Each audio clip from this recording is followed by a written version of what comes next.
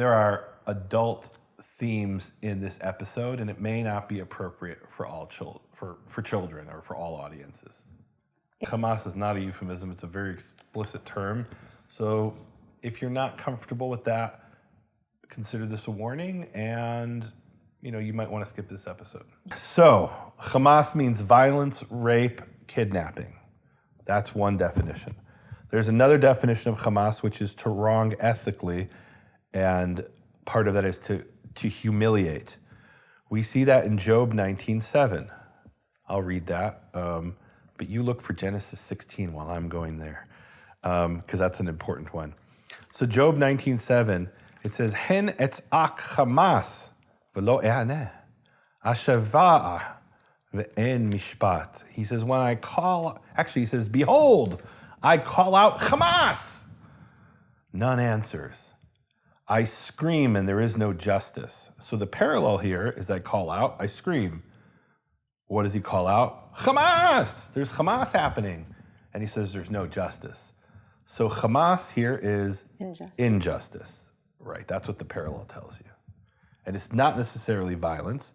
It's some wrong, some ethical wrong has been carried out against Job, right? That's what he's talking about here. Genesis 16:5. And Sarah said to Abram, "The wrong done me is your fault." Well, give us the background.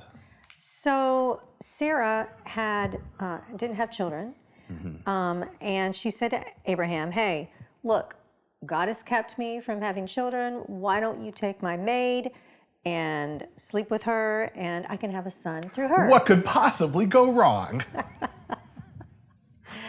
And that's what happened. He cohabitated with Hagar. Ooh, an euphemism, cohabitated. I am going to use euphemisms. And she conceived, and when she saw that she was pregnant, she looked down upon her mistress. She's like, "Oh, I have a child and you don't. Ha ha." No. So Sarah said to Abraham, "The wrong done me, it's your fault." But that's not the word. What does it say in Hebrew? It says the Hamas. It says, "My Hamas is upon you." Yeah. Meaning the Hamas that was done to me is upon you. And here it's not violence. There's no violence at all. No. So my Hamas is upon you. I gave you my maidservant in your bosom, and she saw that she was pregnant, and I was humiliated or belittled, really. I was made light in her eyes. May Yehovah judge between me and between you. What a powerful statement. That really is a powerful statement. I think that we should call that out just as a way. Guys, when somebody does you wrong. Look, there have been situations where I've heard you say this, and I know I've said it myself, where I'm burning with anger, and I take a deep breath, and I say, "May Yehovah judge between me and that person." I'm turning it over to Yehovah. Right. Let go, let God, as they say in the modern And when terms. someone does Hamas to you, sometimes the only thing you can do is say, "May Yehovah judge between me and this person." Right. Because his judgment is true. We know from the Word of God. Right. So she says, "My Hamas is upon you. The Hamas that was done to me is upon you. It's you're responsible for it." And the parallel there is I was belittled in her eyes, or literally I was made light in her eyes. Right? So it's I was humiliated. Humiliated, yeah. Right. She doesn't actually say I was humiliated. Right. She says she despised me, right? I was made light in her eyes. But the result is I felt humiliation. And to be humiliated, that's Hamas. Which is, you can see how you get from that to rape or vice versa, right? That rape isn't about sex. Rape is about humiliating someone And violence. and violating them. Yeah, and violence. it's about violence. Absolutely. Yeah. All right. Hamas also means to violate the Torah. And an example of that is Ezekiel 22:26. I'll read that one. You open up Zephaniah 3:4. Remember, Zephaniah is just after Habakkuk. I don't know how to hear it. Do you want to get it, or do you want to read the one you're supposed to read? Okay, all right. Ezekiel 22:26. It says, "Her priests have Hamas my Torah and desecrated my holy things." To Hamas the Torah is to violate the Torah. And I didn't know until we did this study that there's another nuance that I missed for years when I read this verse. For decades I read this verse. And I didn't know there's a nuance that I missed. I won't share what that is until the Read end. it again. Her priests have Hamased my Torah. Okay. And I think your JPS will say they violated. Yeah. Her priests have violated my teaching. They have, right? Which is they've Hamased my Torah. It says Chamsu Torati. They have done Hamas against my Torah and desecrated my holy things. So it means to violate the Torah. Mm-hmm. But why not just say violate? There is a word for violate the Torah. We'll get to that later, because I didn't know until we did this study. They did not distinguish between holy and unholy, and they did not make known the differences between unclean and clean. They hid their eyes from my Sabbath, and I was made unholy in their midst. Does that sound like anything we're familiar with? I don't know. I can't put my finger on it. People who hide their eyes from Shabbat and don't distinguish between holy and unholy, clean and I don't know what that could be. Anyway, let's go on. But that is to Hamas the Torah. Okay. I'm going to control myself.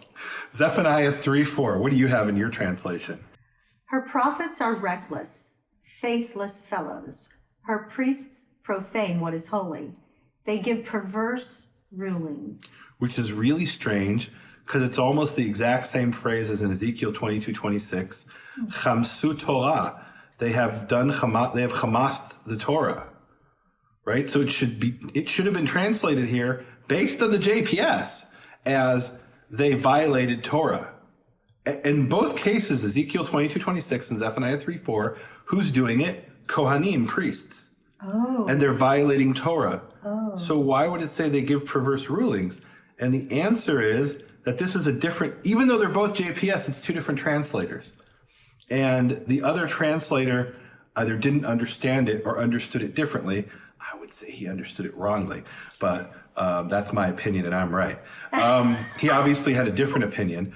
But what he was thinking is, okay, Kohanim give out rulings, which can be called Torah, and Chamsu Torah is they get, and Hamas is corruption, perversion.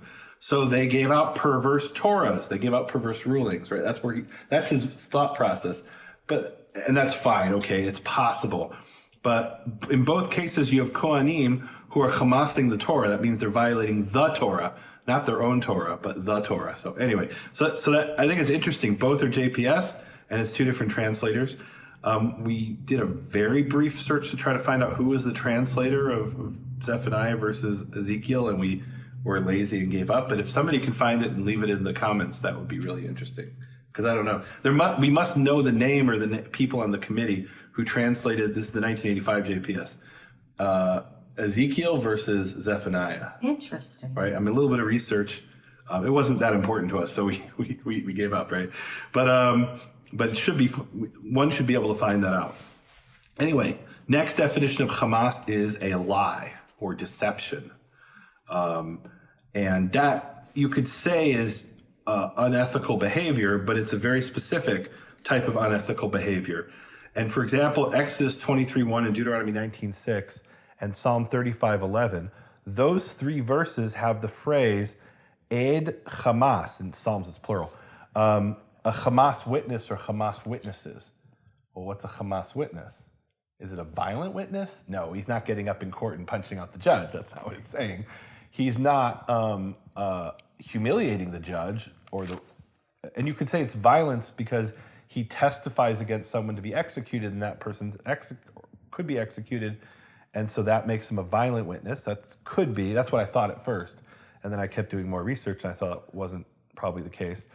It's a false witness, a lying witness. How do I know? Micah 6:12. You're right there next to Micah's a couple foot. No, the other way. I haven't gone anywhere yet. No, Which way do you want me to go? I'm picking up my pen. Yeah, that way. Oh, there it is. Micah 6:12. Okay. Micah 6:12. Yeah. Whose rich men are full of lawlessness And the word is Hamas. They're full of Hamas. Oh, full of Hamas, and whose inhabitants speak treachery with tongues of deceit in their mouth. So here's what it says in Hebrew, or my translation of the Hebrew. Whose wealthy are full of Hamas, and whose inhabitants spoke falsehood, and their tongue of deceit is in their mouth. Right? So it's three different ways of saying they're liars and deceivers. They spoke falsehood, the tongue of deceit is in their mouth, and they're full of Hamas. So Hamas here, in this context of a Hamas witness, we see to be full of Hamas could be to speak falsehood or do falsehood, right? Well, we didn't see do yet. We're about to see that. Isaiah 53:9. Now, can you bring the NRSV? Because Christians traditionally say Isaiah 53:9 is about Jesus. The Jewish position, although there are multiple historical Jewish positions, the more common one today especially is that Isaiah 53 is collectively about Israel. There are Jews in the past who said it was about a specific person, who either lived in the past. Some people said it was King Josiah, some it was Jeremiah. Anyway, some say it to be the future Messiah. Isaiah 53:9. They made his grave with the wicked and his tomb with the rich, although he had done no violence and there was no deceit in his mouth. He had done no Hamas, is what it says. And we can see here, there's no deceit in his mouth, is the parallel to not doing any Hamas. So Hamas is to do deception, is to be a liar and deceiver, right? So Jesus or Israel, whoever it is not not doing any Hamas, is not a liar. And he was killed even though he didn't do any Hamas. That's really interesting, because I've heard from the other side, Jesus was a Palestinian. Really? Yeah, even though there was no such thing as a Palestinian in the first century, but whatever. All right.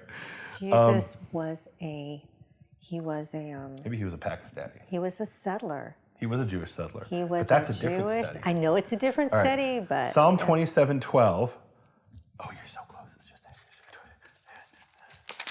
to your Psalms. Now 27:12. Sword drill, sword drill. I can find Psalms, I promise. I believe you. It's the big one in the middle. It is the big one in the middle. 27:12. Psalms And it is might be a big. different verse number in the English. Well, the JPS will have the Hebrew numbering.